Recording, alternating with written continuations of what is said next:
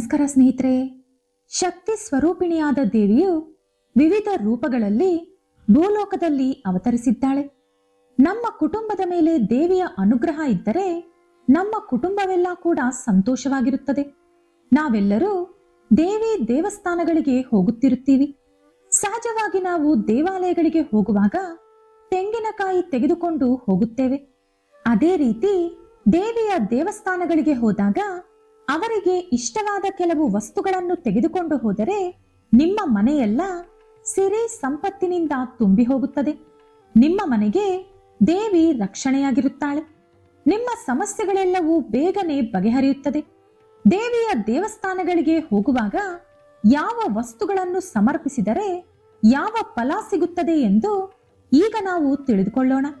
ಆದರೆ ಅದಕ್ಕೂ ಮುಂಚೆ ನೀವಿನ್ನೂ ನಮ್ಮ ಚಾನೆಲ್ ಅನ್ನು ಸಬ್ಸ್ಕ್ರೈಬ್ ಮಾಡ್ಕೊಂಡಿಲ್ಲ ಅಂದ್ರೆ ಖಂಡಿತ ಈಗಲೇ ಸಬ್ಸ್ಕ್ರೈಬ್ ಮಾಡ್ಕೊಳ್ಳಿ. ಹಾಗೆ ಈ ವಿಡಿಯೋ ಇಷ್ಟ ಆದ್ರೆ ಮರೀದೇ ಒಂದು ಲೈಕ್ ಕೊಡಿ. ಪ್ರತಿ ಊರಿನಲ್ಲೂ ಕೂಡ ಗ್ರಾಮ ದೇವತೆಯರು ತಪ್ಪದೇ ಇರುತ್ತಾರೆ. ಗ್ರಾಮ ದೇವತೆಯರನ್ನು ಯಾರು ಪೂಜಿಸುತ್ತಾರೋ ಅವರಿಗೆ ಯಾವ ಕಷ್ಟಗಳು ಬರದಂತೆ ಜೀವನ ಪರ್ಯಂತ ಭೋಗ ಭಾಗ್ಯಗಳು ಅನುಭವಿಸುವಂತೆ ಗ್ರಾಮ ದೇವತೆ ಆಶೀರ್ವದಿಸುತ್ತಾರೆ. ನಿಂಬೆಹಣ್ಣು ಅಂದರೆ ದೇವಿಗೆ ತುಂಬಾ ಇಷ್ಟ. ಹಾಗಾಗಿ ದೇವಿಯ ದೇವಸ್ಥಾನಗಳಿಗೆ ಹೋಗುವಾಗ ತಪ್ಪದೆ ನಿಂಬೆಹಣ್ಣನ್ನು ತೆಗೆದುಕೊಂಡು ಹೋಗಿ. ನಿಂಬೆಹಣ್ಣುಗಳನ್ನು ದೇವಿಗೆ ಸಮರ್ಪಿಸಿದರೆ ಎಷ್ಟೋ ಶುಭ ಫಲ ದೊರಕುತ್ತದೆ. ಶತ್ರುಗಳ ಪೀಡೆ ನಿವಾರಣೆಯಾಗಿ ಜೀವನದಲ್ಲಿ ಗೆಲುವು ಸಿಗುತ್ತದೆ. ಅದೇ ರೀತಿ ವ್ಯಾಪಾರದಲ್ಲಿ ಅಧಿಕ ಲಾಭ ಬರುತ್ತದೆ. ನಿಂಬೆಹಣ್ಣುಗಳ ಮಾಲೆಯನ್ನು ದೇವಿಗೆ ಹಾಕಿದರೆ ಹಣದ ಸಮಸ್ಯೆಗಳೆಲ್ಲವೂ ಬಗೆಹರಿಯುತ್ತದೆ.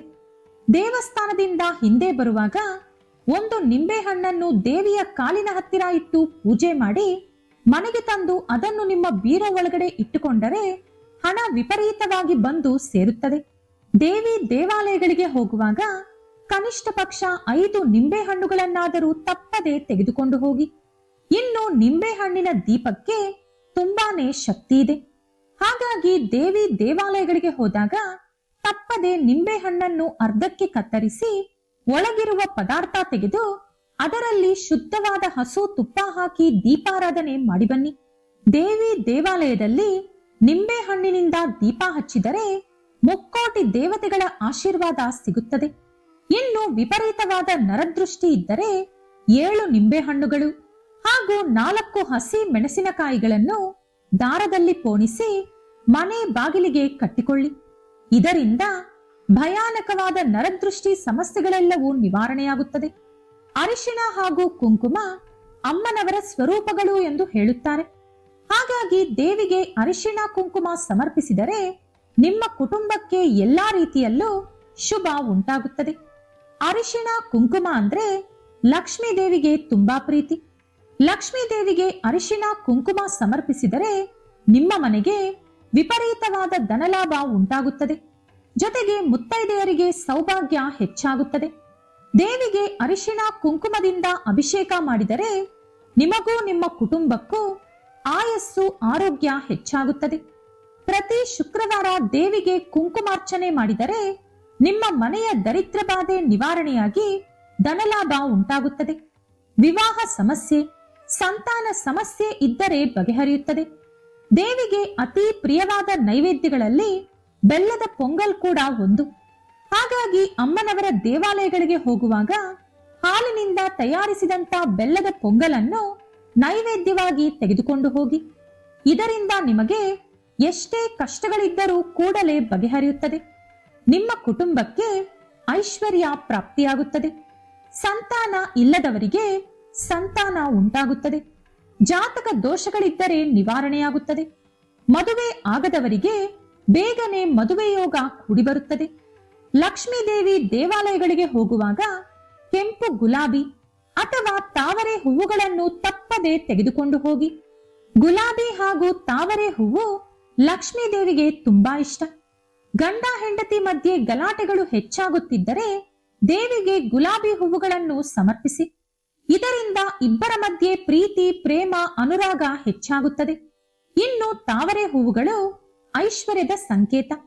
ಹಾಗಾಗಿ ದೇವಿಗೆ ತಾವರೆ ಹೂವುಗಳು ಸಮರ್ಪಿಸುವುದರಿಂದ ಕುಟುಂಬದಲ್ಲಿರುವ ಆರ್ಥಿಕ ಸಮಸ್ಯೆ ಕಡಿಮೆಯಾಗುತ್ತದೆ. ಸಾಲಗಳು ಬಗೆಹರಿಯುತ್ತದೆ. ವ್ಯಾಪಾರದಲ್ಲಿ ಅಧಿಕ ಲಾಭ ಉಂಟಾಗುತ್ತದೆ. ಸಂತಾನ ಇಲ್ಲದ ದಂಪತಿಗಳು 11 ತಾವರೆ ಹೂವುಗಳನ್ನು ಲಕ್ಷ್ಮೀ ದೇವಿಗೆ ಸಮರ್ಪಿಸಬೇಕು. ಇನ್ನು ದೇವಿಗೆ ಅತಿ ಪ್ರಿಯವಾದುದರಲ್ಲಿ ಗಾಜಿನ ಬಳೆಗಳು ಕೂಡ ಒಂದು. ದೇವಿಗೆ ಗಾಜಿನ ಬಳೆಗಳು ಸಮರ್ಪಿಸುವುದರಿಂದ ನೀವು ಬೇಡಿದ ಎಲ್ಲಾ ಕೋರಿಕೆಗಳು ಬೇಗನೆ ಈಡೇರುತ್ತದೆ. ನಿಮ್ಮ ಸೌಭಾಗ್ಯ ಹೆಚ್ಚಾಗುತ್ತದೆ.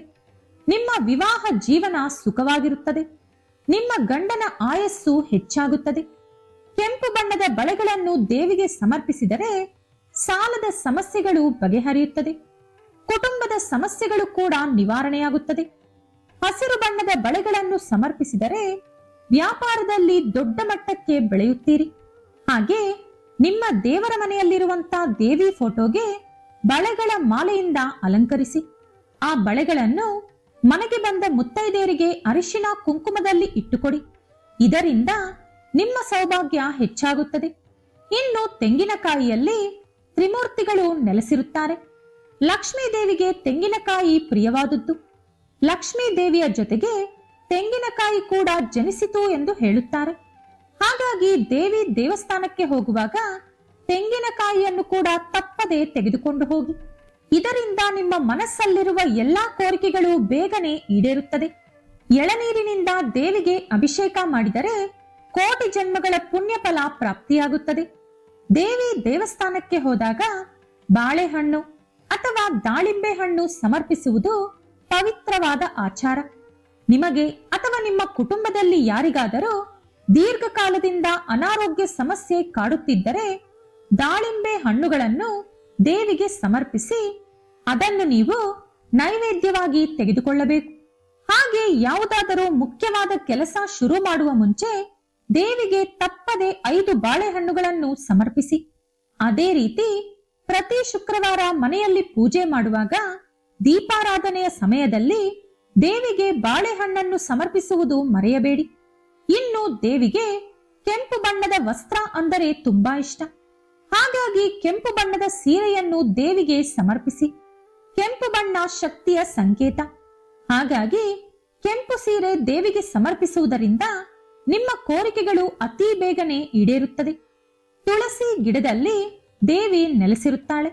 ಹಾಗಾಗಿ ಪೂಜೆಯಲ್ಲಿ ದೇವಿಗೆ ತುಳಸಿ ಮಾಲೆ ಹಾಕುವುದರಿಂದ ನಿಮಗೆ ಶುಭ ಉಂಟಾಗುತ್ತದೆ.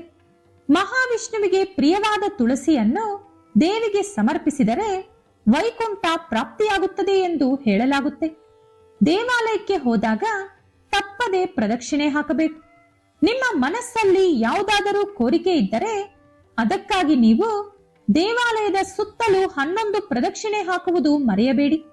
ಈ ವಿಡಿಯೋ ಇಷ್ಟ ಆದರೆ ಲೈಕ್ ಮಾಡಿ, ಶೇರ್ ಮಾಡಿ.